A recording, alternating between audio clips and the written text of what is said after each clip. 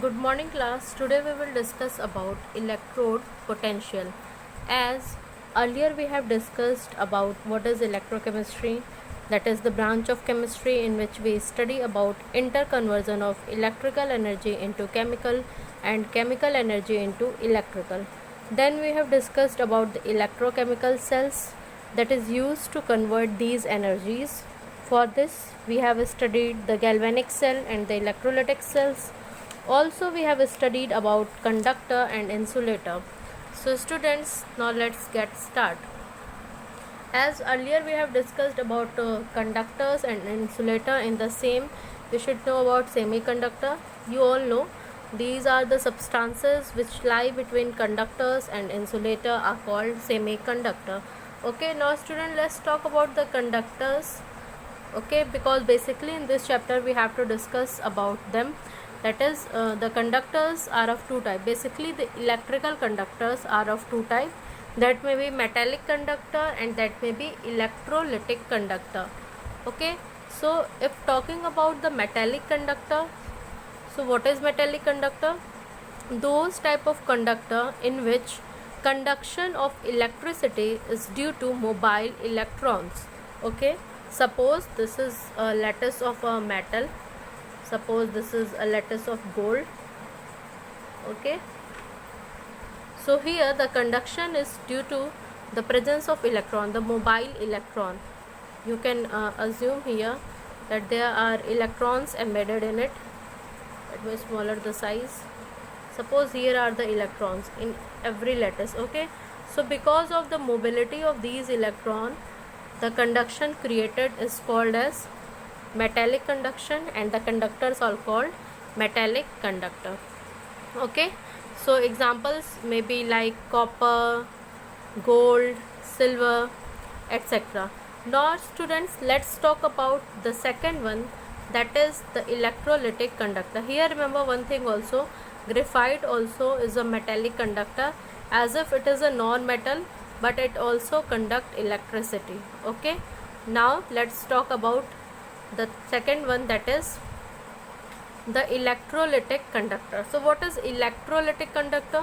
So those type of conductor in which electricity is passed due to motion of ions. Okay, here what happens, the electricity is passed due to the motion of ions, generally the ionic compound in molten state. Suppose we are taking NaCl, here is NaCl.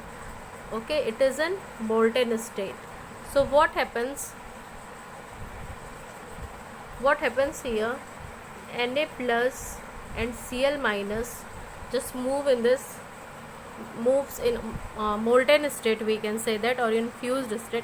So what happened here, because of the movement of these ions, electricity is generated. That is why it is called electrolytic conductors. Okay, so what is the difference between both? That is the metallic and electrolytic. Here in metallic the electricity is generated due to the mobile electrons, and here in electrolytic conductor the electricity is generated due to the motion of ions. Okay, so this is about the metallic conductor and electrolytic conductor. Now students, let's talk about one more category. An example of electrolytic conductors are, you can assume any ions like NaCl, like KCl. Now let's talk about the electrolyte. We have earlier discussed about them in first year also, but let us recall again what are electrolytes. So electrolyte are the substances which ionizes when dissolved in solvent of high dielectric constant. Okay, on the basis of degree of ionization, electrolytes are of two type. Here you are seeing the dielectric constant. So the dielectric constant of water is high. So whenever you can say substances are dissolved in such solvent whose dielectric constant is high, the ions are dissociated. Okay, so on the basis of degree of ionization or dissociation, electrolytes are of two type. One is strong electrolyte and the other is weak electrolyte. So let's talk about the very first, that is a strong electrolyte. So what are a strong electrolyte? They have high degree of ionization, almost complete dissociation, at normal dilution, or we can say that about 98 to 99% of dissociation take place. Okay, and conductance of their solution is high, and the solution's conductance is always high. So in case of a strong electrolyte, conductance will be high, and also the degree of dissociation or ionization is high. Suppose we are taking an example of H2SO4. So if you are dissolving H2SO4 in water, then what happens? Its degree of dissociation or ionization is high. That may be about, normally we say that 100%, but it will be 98% to 99%. Okay. Now students, their example are some mineral acids like H2SO4, like HNO3, and strong bases like NaOH and KOH, and salts like NaCl and KCl. Okay, so these all are strong electrolyte. Why they are strong electrolyte? Because they have high degree of ionization, or you can say that dissociation. They dissociate into their ions. Okay, now let's talk about the weak electrolyte. So they have low degree of ionization, or you can say that dissociation, and their aqueous solution are poor conductor of electricity. So whenever the aqueous solutions or weak electrolytes aqueous solution are taken, they are poor conductor of electricity. For example, like HCN, like H2CO3, that is carbonic acid. These are weak inorganic acids. Then there are some weak bases which who are also considered as weak electrolyte, like ammonia, like ammonium hydroxide. Then there are some organic acids except sulfuric acid. Okay, there may be formic acid, that is HCOH. There may be acetic acid, that is CH3COH. So these are some weak electrolytes. Okay, because they dissociate, even complete dissociation doesn't take place, but there is also low degree of dissociation. So what I am considering the degree of dissociation or degree of ionization, we will understood here. You are seeing here the strength. So strength of electrolyte is measured in terms of its degree of dissociation. Okay, or we can say that ionization. Earlier we have calculated this also, alpha. This is called the degree of dissociation or ionization. It is equal to moles of electrolyte dissociated, that is that much amount or that much mole of the electrolyte which is dissociated upon the total number of mole. Suppose 100 mole of electrolytes are dissociating.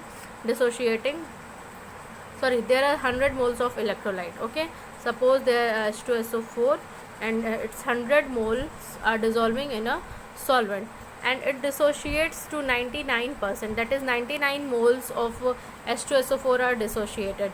So this is what the strength of electrolyte. Okay, that is alpha, that is degree of dissociation, that is alpha. Now students, coming to our topic which we have to discuss is the electrode potential. So what is electrode potential, we have to know that, but before this let us consider what is electrode or half cell. Electrode and half cell are common. So what is electrode, we must have to know before coming to electrode potential. So student, what happens, a metallic conductor is when placed in contact of an electrolytic conductor is known as electrode or half cell. What I am saying, if a metallic conductor is placed in electrolytic conductor, okay, then it is known as electrode or half cell. So on the basis of chemical reaction taking place at an electrode, they are of two types. What I am saying, suppose here is a electrolytic conductor.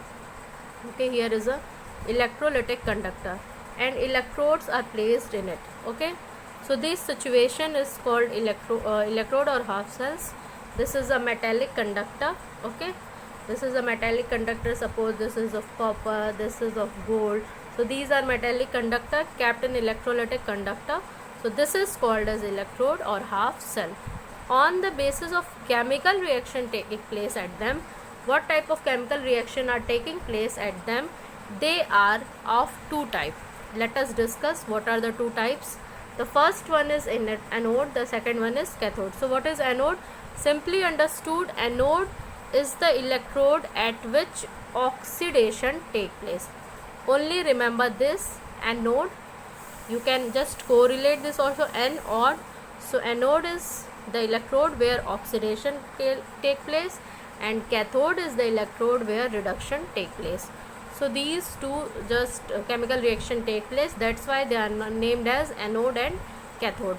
Then there are some more electrodes, that is inert electrode. What is this? It is simply the electrode which itself doesn't take part in chemical reaction and help only in exchange of electrons, is called inert electrode. Now coming to our topic, what is electrode potential? As you all know about the potential, so now talking to electrode potential, just simply it is the potential difference. Okay, what it is? It is potential difference set up between metal and its ion, or we can say that when a metallic conductor comes in contact with an electrolytic conductor, okay, a potential difference is developed at junction of both. What we are saying, suppose this is a solution, here is the electrolytic conductor and here is the metallic conductor. So this is this junction point, okay, where they meet, there develops a potential difference that is called electrode potential, or we can also name it as electromotive force of half cell. Okay, so this is about the electrode potential.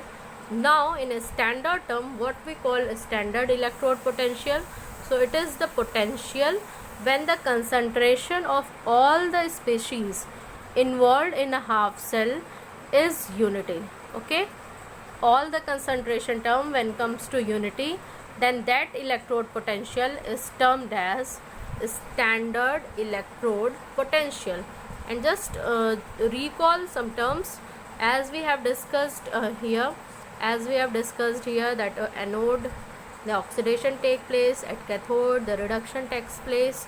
So in a standard term we call as oxidation potential. So what is oxidation potential?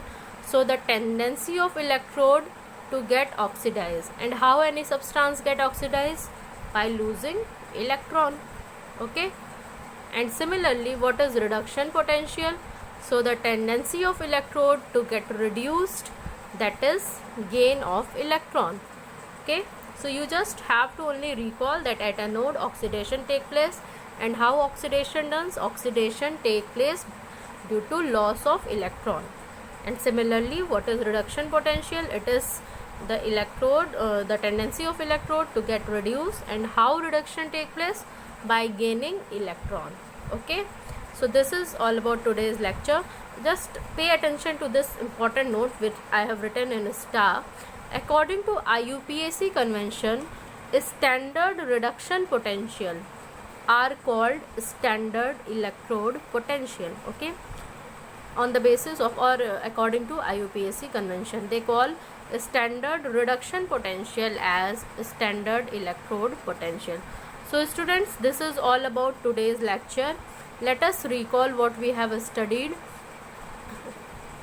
We have studied about electrode potential. In the journey we discussed about semiconductors, about the basically the electrical conductors that are of two types, metallic conductor and electrolytic. Metallic are those in which the electricity is due to the mobile electron.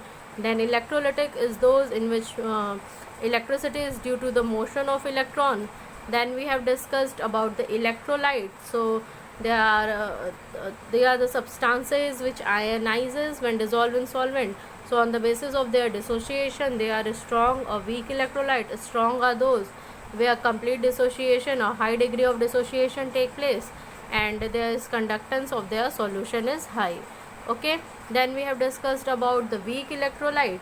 So they have low degree of ionization and solution are poor conductor of electricity. Then we have discussed about strength, that is alpha, that is degree of dissociation or ionization. So it is equal to moles of electrolyte dissociated upon total number of moles. Then we have discussed about electrode. So it is simply the metallic conductor which is placed in an electrolyte. Then we have discussed about the electrode potential. So what is electrode potential? It is simply the potential difference that is set up between metal and its ion, or we can say that the metal conductor and the electrolytic conductor. Then we have discussed about the standard terms like what is the standard electrode potential. So it is simply the electrode potential where the concentration of all the species involved in half cell is unity. And what is oxidation potential? So the tendency of electrode to get oxidized, that is lose electron, is oxidation potential. And what is reduction potential? So the tendency of electrode to get reduced, that is gain electron, is called reduction potential. And just remember this point, that according to IUPAC convention, standard reduction potential are called standard electrode potential. So thank you class.